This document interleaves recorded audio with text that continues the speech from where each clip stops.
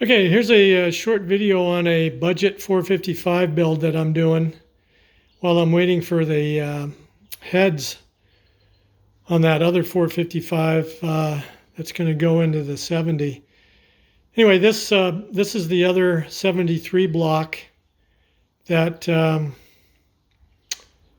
posted in a previous video. And I picked up another engine, another 455 that was supposedly pretty fresh on a rebuild. So I took it apart, and it was actually in excellent condition. But I wanted to use this block.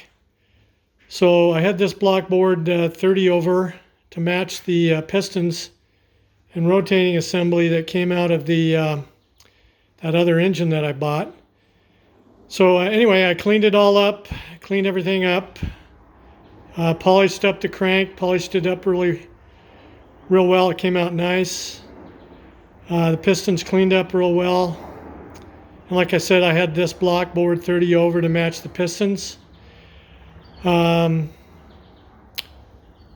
bought rings, bought a ring set, bought main bearings, bought rod bearings, and checked all the clearances on everything, and it was all good. And yeah, assembled the short block, and it's ready to be flipped over and have the heads put on. And I'll talk about the heads here in just a sec. So these are the heads that came off of that fresh motor, or supposedly fresh motor, and they actually were in pretty good shape. I took them apart and cleaned them all up, and did a little lapping on the valves, both the intake and the exhaust.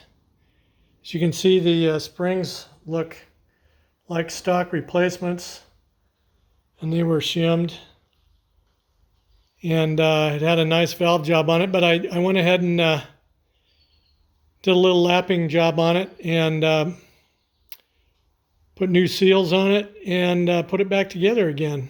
And these will go on to that budget rebuild. And you'll see it in a follow-on video running on the run stand.